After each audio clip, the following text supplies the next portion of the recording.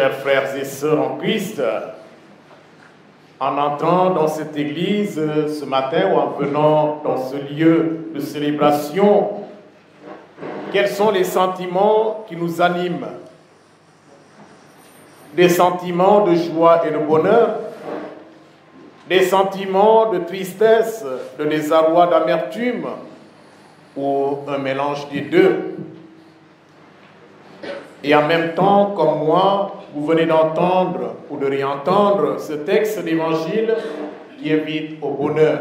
Heureux, heureux, heureux. Quel paradoxe pourriez-vous me rétorquer? Comment recevoir cette invitation à l'allégresse quand nous savons que la fête de la Toussaint nous rappelle le souvenir de ceux qui nous ont quittés? Comment recevoir cette invitation à l'allégresse dans un contexte social marqué par l'inquiétude pour les prochaines élections, par exemple? Et indépendamment du contexte social, il y a des situations difficiles de la vie que les uns et les autres peuvent connaître. Je pense à ces jeunes ou moins jeunes qui subtilement sont atteints par un cancer ou arrivent en phase terminale. Je pense à l'appel au secours de tous ceux et celles qui ne trouvent plus de sens à leur vie et sont tentés quelquefois de se supprimer. Je pense à tous ces jeunes d'aujourd'hui, assoiffés de bonheur et d'espoir, mais parfois affrontés aux difficultés de la vie, dans leur famille, dans leurs études ou leur avenir. À toutes ces familles fragilisées, blessées par la vie, par un deuil, par une séparation. Cependant, frères et sœurs, c'est bien dans ce contexte-là que retentit l'exhortation de Jésus. Réjouissez-vous, soyez dans l'allégresse, à laquelle saint Paul fera écho lorsqu'il écrit aux Philippiens. Soyez toujours dans la joie du Seigneur. Laissez-moi vous le redire, soyez dans la joie. Pour dire que même si dans notre imaginaire collectif, la fête de la Toussaint demeure la commémoration et l'hommage de nos frères et sœurs défunts, une commémoration qui est normalement prévue pour demain, le 2. Elle est d'ailleurs normale et vitale de pouvoir le consacrer au moins une journée dans une année pour nous souvenir de tout ce qu'ils ont été pour nous, en quoi ils ont marqué notre vie, nos histoires personnelles et familiales, et quelles blessures ou cicatrices gardons-nous de leur absence. Donc même si dans notre imaginaire collectif la fête de la Toussaint demeure la commémoration et l'hommage de nos frères et sœurs défunts, elle est avant tout une fête d'espérance et de joie. Espérance de savoir qu'en Jésus mort et ressuscité, un horizon de vie et d'amour s'est ouvert pour chacun de nous et pour toujours. En lui, une véritable relation spirituelle s'est établie entre le ciel et la terre, entre le monde des mortels et le monde de l'éternité. Cette espérance est un horizon pour chacun de nous. Un horizon parce qu'il donne mouvement et sens à notre vie. Cette espérance, frères et sœurs, nous invite à mettre nos pas dans ceux de Jésus, le vivant, pour que nous nous laissions façonner par la parole de Dieu, pour que nous devenions peu à peu des hommes et des femmes, des jeunes et des enfants qui refusent toute fatalité et toute haine, parce que nous sommes de ces artisans de paix qui construisent des ponts et non des murs entre tous les êtres humains, comme ont su le faire les saints, dont nous sommes tous appelés à suivre l'exemple.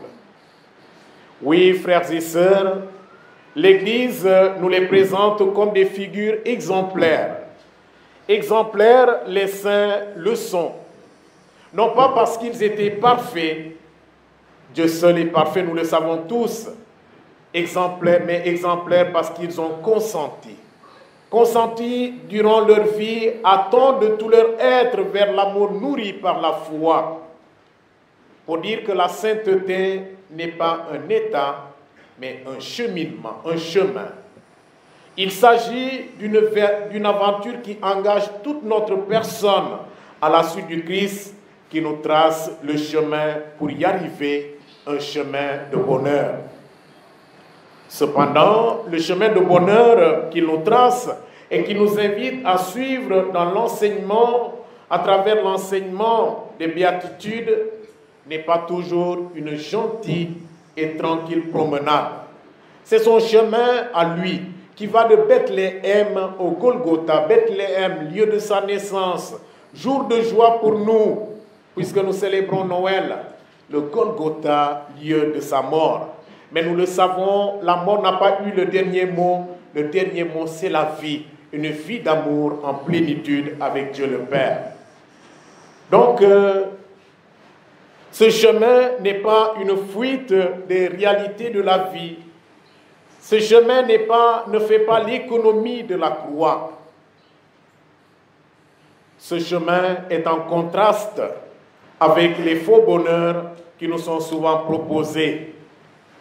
Face à la richesse, au pouvoir, au mensonge, à la vengeance, à la violence, il nous demande de choisir la voie de l'humilité, la voie de la paix, de la justice, de la douceur, du pardon.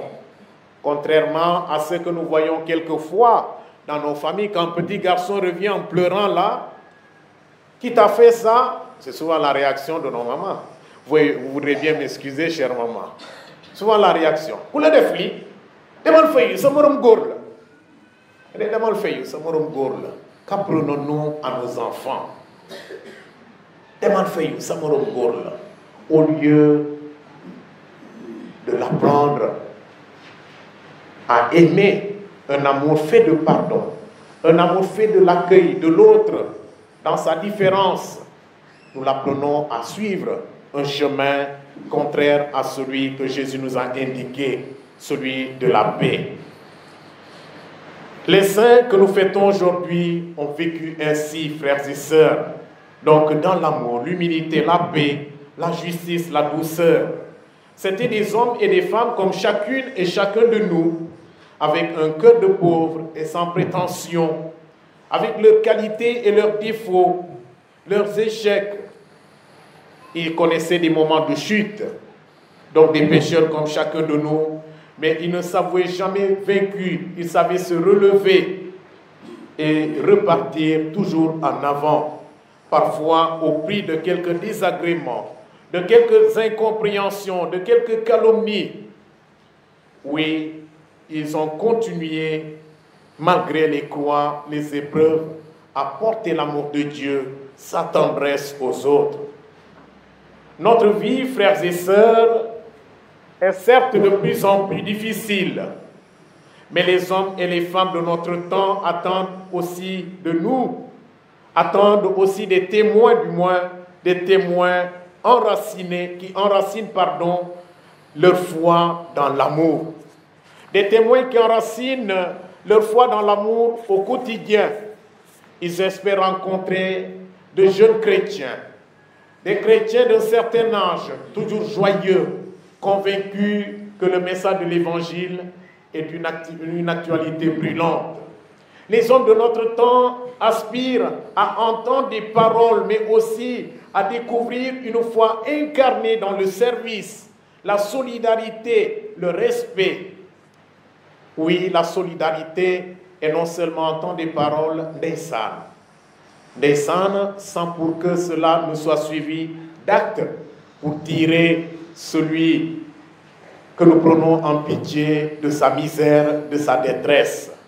Oui, la solidarité et le respect, et non voir des hommes et des femmes qui donnent l'image de chrétiens fatigués, de chrétiens tristes ou résignés, des chrétiens tièdes, comme si le Christ n'était pas avec nous, comme si la foi en lui ne suscitait pas en chacune et chacun de nous une bienheureuse espérance. Je reconnais, frères et sœurs, que suivre ce chemin tracé par Jésus à travers les béatitudes n'est pas toujours évident. Mais Est-ce que nous regretterons à la fin de notre vie tout le bien que nous aurons pu réaliser malgré les difficultés, les épreuves de la vie, frères et sœurs? Bien au contraire, les bonnes actions de service, de dévouement, de pardon qui nous ont coûté le plus cher et qui étaient les plus difficiles à accomplir seront sans aucun doute notre plus grande source de fierté. Nous avons l'exemple de deux parents, Saint Louis et Sainte Zélie Martin, les parents de la petite Thérèse, Sainte Thérèse de Lisieux, communément appelée Sainte Thérèse de l'Enfant Jésus, canonisée, ces deux parents canonisés le 18 octobre 2015. Comme nous, ils ont rencontré des difficultés sur leur chemin de vie. Ils vivent le deuil de 4 enfants, perdu 4 enfants, des problèmes économiques dans leur entreprise, le souci de santé de la petite Thérèse. Ceux qui ont lu sa vie, sa biographie le savent bien, elle était très maladive. Les difficultés dans l'éducation d'une de ses sœurs, Léonie, la maladie et la mort d'une maman. Un père resté seul a élevé 5 filles. Un père resté seul a élevé 5 filles. Mais ils ont tenu bon dans la foi et l'espérance. Elles sont nombreuses, frères et sœurs, les familles fragilisées, blessés par la vie, par un deuil, par une séparation. Plusieurs pensent alors que l'appel à la sainteté n'est pas pour eux. Ils ont parfois le sentiment d'une vie ratée, qu'ils font partie du lot des perdants. Aux yeux des hommes, frères et sœurs, il n'y a pas de réponse à ce sentiment d'une vie à côté de ce qu'elle aurait pu être. Mais aux yeux de Dieu, aux yeux de la foi, il n'y a pas de vie ratée. Aux yeux de Dieu, il n'y a pas de vie perdue, il n'y a pas de vie détruite. Dieu nous aime tous, chacune et chacun, et veut faire des pécheurs que nous sommes les saints de ce millénaire. Alors, frères et sœurs, avançons ensemble sur ce chemin de la sainteté.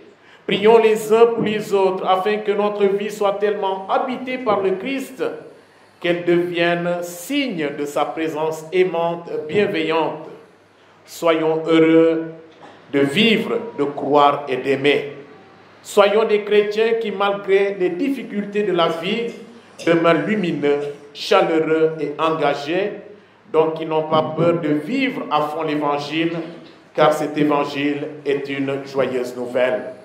Qu'il en soit ainsi maintenant et pour les siècles des siècles. Amen.